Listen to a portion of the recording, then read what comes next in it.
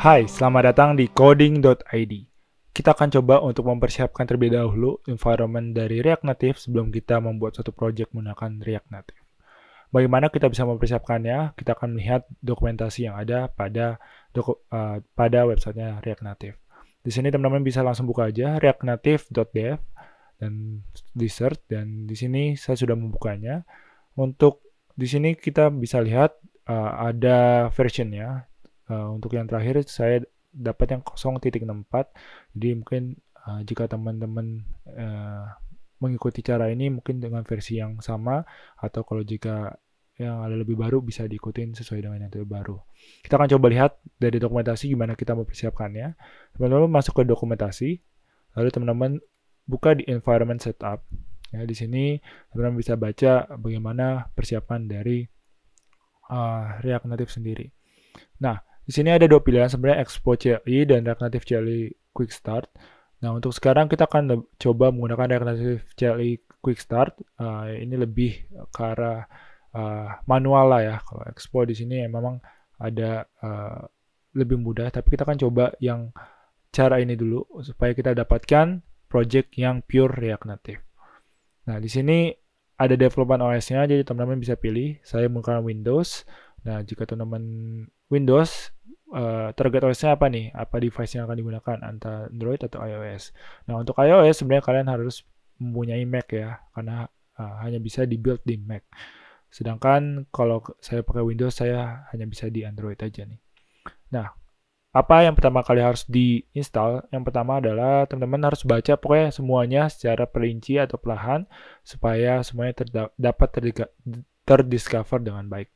Nah, ini pertama adalah instalasi dependencies-nya. Pertama ada Node ya, dan juga JDK dari Android Studio. Nah, pertama di sini kita akan download Node dan JDK. Sebenarnya saya sudah install semua. Jadi hari ini saya akan hanya menunjukkan, teman-teman bisa mengikuti dari proses yang tertera di sini semua. Nah, di sini teman-teman bisa boleh pakai Chocolately ya, teman-teman bisa buka. Di sini kalau kita install Chocolately ini, memang nanti dia akan otomatis ya ngeinstalin si Node dan juga JDK. Pakai ini Choco install, Node install, open JDK 8. Nah, jika teman-teman nggak mau pakai Chocolately ini juga bisa, teman-teman boleh mendownloadnya sendiri. Misalnya teman-teman buka Node sendiri, ya, kalian buka di node.org, terus kalian bisa install versi yang terakhir dari Node-nya, dan juga untuk JDK juga teman-teman boleh install sendiri. Sini minimal dia versi 8, jadi kalian bisa cari aja di Google, misalnya ketemu si JDK, Java SE Development Kit, ya. Oh, ini kalau pakai Chocolately teman-teman bisa lihat di Get Started untuk install si Chocolately-nya dulu, baru teman-teman bisa jalankan terminal ini, Choco install dan sebagainya. Oke, jadi dua ini tolong diinstal. Lalu selanjutnya adalah kita baca satu-satu pelan-pelan gitu supaya semuanya ini ya. Ini kayak ini harus run administrator supaya bisa dan sebagainya. Dan ini ada version minimalnya. Lalu selanjutnya kita harus Android Development Environment. Nah, kita harus nyiapkan Android environment-nya nih, karena nanti kita akan pakai Android. Jadi kita install dulu Android Studio ya. Teman-teman bisa buka dokumentasinya, terus install seperti biasa. Tapi di sini ada ya download. Lalu di sini ada ketentuannya saat pemilihan, teman-teman pastikan Android SDK, Android SDK Platform, dan juga Android Virtual Device tercentang, ya, dicek. Nah, ini juga mungkin if you are not already using Hyper-V, tolong ini juga dicek, ya. Lalu next sampai terinstall si Visual Studio-nya. Oke, Android Studio-nya, sorry. Nah, Android Studio ini nanti kita akan buka lagi, yaitu SDK-nya. SDK Manager. Nah, untuk SDK Manager, teman-teman bisa buka Android Studio-nya. Lalu teman-teman configure ya, ini Android Studio-nya, configure SDK Manager. Ya, nanti kalau udah kebuka Ya, di sini udah kebuka. Nanti teman-teman bisa perhatikan di sini ada 3 platform, teman-teman bisa centang mana yang mau di-install ya. Android berapa yang mau dipakai, misalnya ini Android 11, Android 10 dan sebagainya. Di sini ada beberapa yang saya udah install dan pastikan ini pencentangannya ya. Jika teman-teman seperti ini, teman-teman bisa show package detail untuk melihat detailnya lebih jelas. Terus juga SDK tools, di sini teman-teman ada dikasih tahu apa aja yang perlu di install. Jadi teman-teman tolong dibaca perlahan-lahan, lalu saat mencentang-centang ini pastikan sesuai ya. Nah ini Android SDK, berapa yang dicentang, itu semua ada di sini nih ya. Platform 29. Ini saya coba kecilkan. Terus ada Android SDK Platform Tools dan sebagainya. Pokoknya sesuaikan dengan dari sini ya. Pelan-pelan dibaca. Lalu selanjutnya ini saya hanya membantu untuk memberikan gambaran apa aja yang perlu diinstal. Nah, yang selanjutnya adalah Android Home. Ini teman-teman harus nambahkan ke environment-nya PC kalian. Teman-teman bisa buka melalui ini ya, control panel, atau mungkin biar gampang, teman-teman langsung aja search environment. Dia bisa langsung ketemu nih, ya, system property. Di sini ada environment variables. Ini diklik aja, lalu teman-teman bisa tambahkan Android Home. Tinggal di add new aja, new Android Home. Ya, dengan value-nya. Lalu juga di bawah di system variables di sini teman-teman bisa buka path ya. Path di sini diedit. Lalu teman-teman bisa tambahkan new sini ya, new dengan format yang sesuai dari sini. Jadi kalau ini udah Android Home udah, teman-teman tambahin lagi tadi ya di platform tools yang path, yaitu si platform tools. Ini path-nya ya. Jadi kalau tadi di sini sistem variables, path, new, edit, lalu teman-teman tambahkan path yang ada di sini. Ya, ini tergantung dari path teman-teman taruh di mana.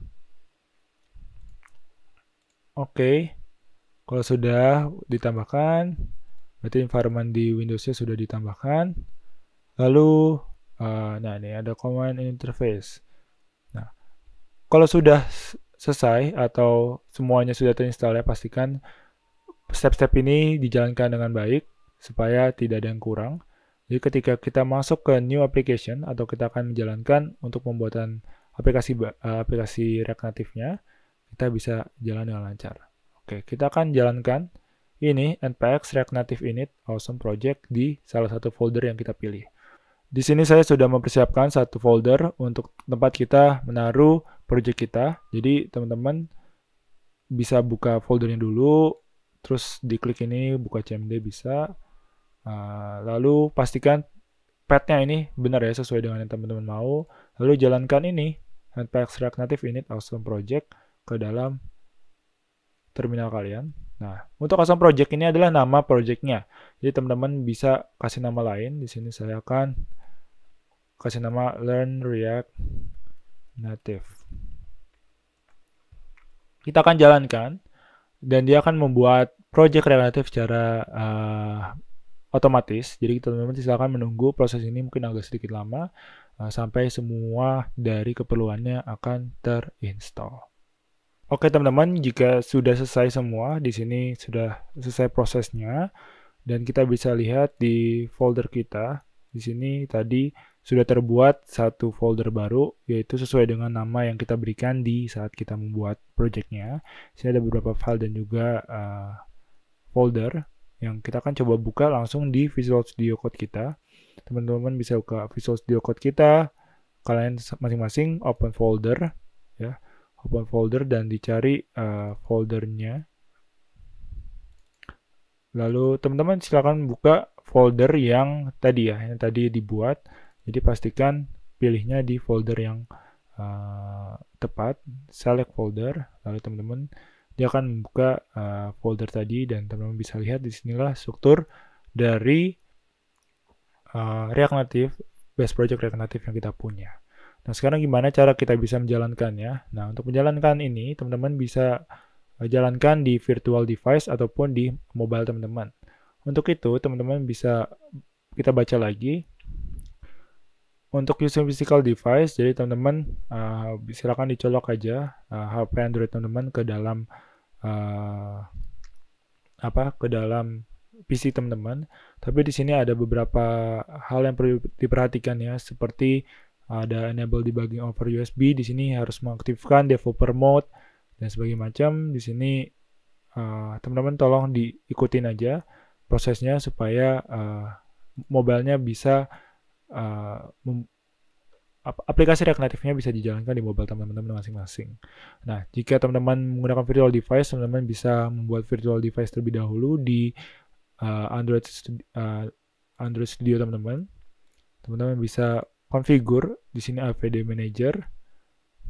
Nah, di sini teman-teman bisa create virtual device. Teman-teman ikutin aja prosesnya, teman-teman pilih konfigurasi apa, mau yang tipe apa dan sebagainya. Di sini saya ada buat satu.